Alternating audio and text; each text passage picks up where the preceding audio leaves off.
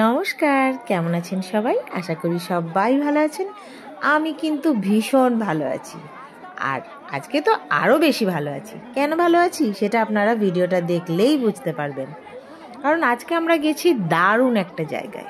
আপনাদের সাথে আগের ব্লগ শেয়ার করেছি, আমি কামারপুকুর দর্শন করে এসেছি। তো আজকে এসেছি জয়রামবাটি, আর আজকে শ্রী শ্রী মায়ের 172তম জন্মতিথি।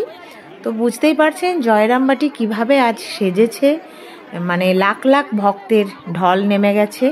তো আমরাও নিজেকে খুবই ভাগ্যবতী, পুণ্যবতী মনে করছি যে আজকের দিনে এইখানে এই মাটিতে পা দিতে পেরেছি। সত্যি এটা ভাগ্যের ব্যাপার। এত বড় হলাম, কোনোদিন আজকের দিনে আসার সুযোগ হয়নি। আগে এসেছি অনেকবারই, কিন্তু আজকের দিনে যে মায়ের এই রূপ দেখা, মায়ের এই জায়গাটাকে এত সুন্দর করে দেখা, মায়ের মাটি স্পর্শ করা, নিজেকে অনেক বেশি সৌভাগ্যবতী মনে হচ্ছে। তো চলুন আজকে এত সুন্দর জায়গাটা কিভাবে ঘুরেছি, দেখেছি। সত্যি আজকে ভিডিওর দিকে মন খুবই কম ছিল। আজকে মন ভরে, প্রাণ ভরে, দু চোখ ভরে পুরো অনুষ্ঠানটা উপভোগ করেছি। তবুও তার মাঝে কখনো কখনো মনে হয়েছে যেখানে যেরকম পেরেছি আপনাদের জন্য একটু শেয়ার করে এনেছি, কিন্তু নিজে ভীষণভাবে আনন্দিত হয়েছি এবং খুব খুব এটাকে উপভোগ করেছি, যেটা বলতে পারেন অনুভব করেছি, উপভোগ করেছি। মনে এক বিশাল শান্তি নিয়ে যতক্ষণ ছিলাম ততক্ষণ থেকেছি। তো তারই মাঝে ছোট ছোট কি ক্যাপচার করেছি সেটাকে সব এক জায়গায় দাঁড় করিয়ে আপনাদের কাছে একটা কিছু ভিডিও রেডি করেছি। তো চলুন সেটা একটুখানি দেখি।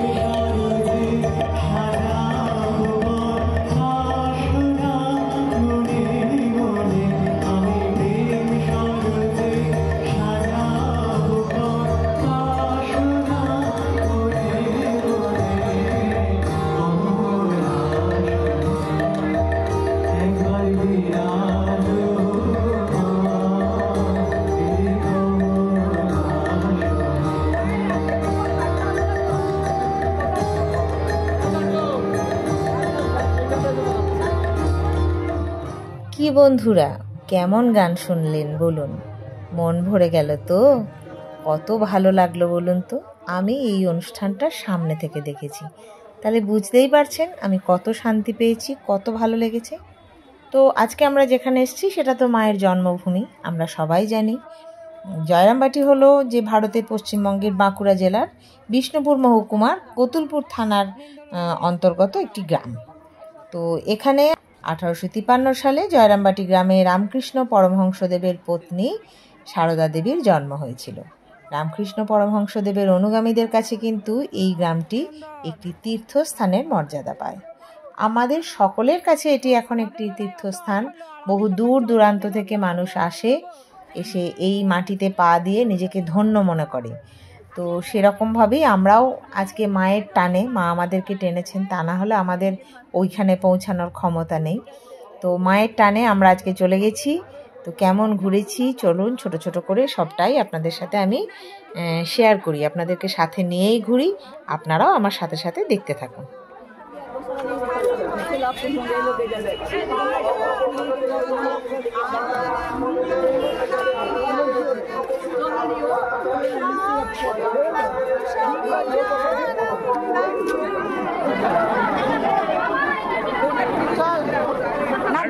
দেখো চল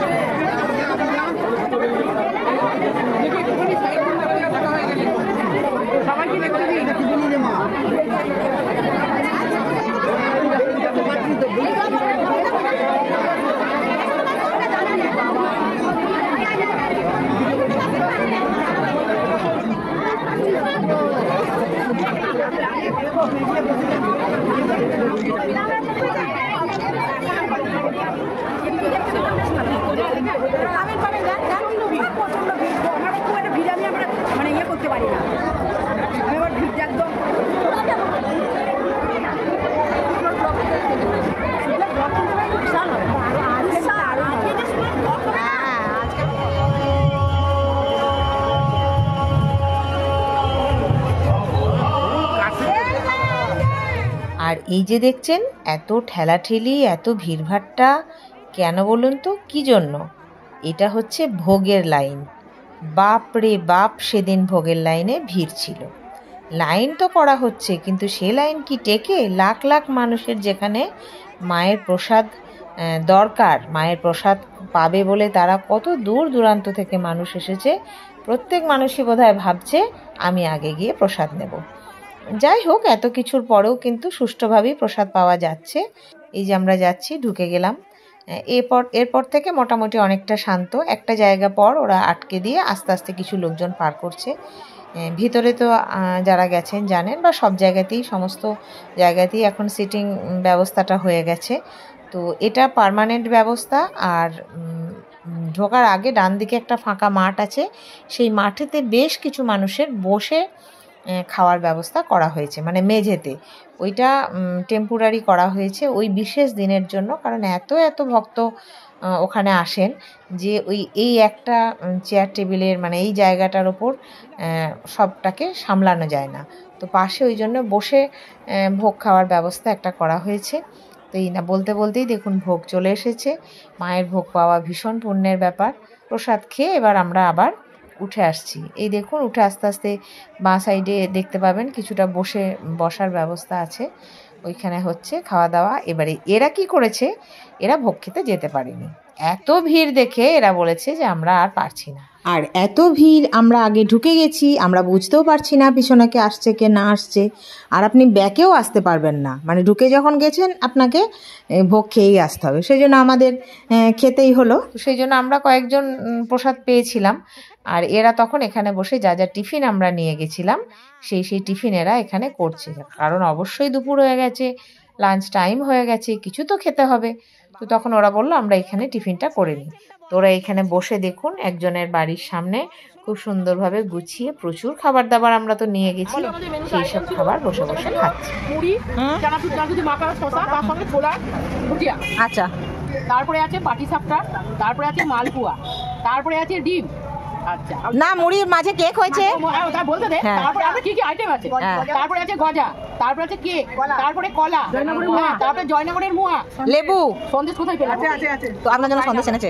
সন্দেশ, লেবু। হুম। হ্যাঁ, আর কি আছে? নিমকি। ও নিমকি আছে, নিমকি আছে। চা হয়ে গেছে। এই বাদাম আছে, আবার ওই নিমকি আছে। মাঝে আইসক্রিম খাওয়া হয়ে গেছে, আইসক্রিমটা কেউ তুলিস নি। চা হয়েছে, আবার বিস্কুট আছে। হ্যাঁ, মানে তার থেকে বড় কথা এরকম একটা আমাদের শরীরে স্টোর আছে যেগুলো সব কিন্তু ঢুকছে ভেতরে। হ্যাঁ, মা ঠাকুরের প্রসাদ পেয়েছি। তো বন্ধুরা, কেমন দেখলেন বলুন, আজকে মায়ের কাছে কেমন দর্শন হলো বলুন। চেষ্টা তো করেছি আমি যেরকমভাবে দেখেছি ছোট ছোট ক্লিপিং তুলে এনে আপনাদের সাথে শেয়ার করার।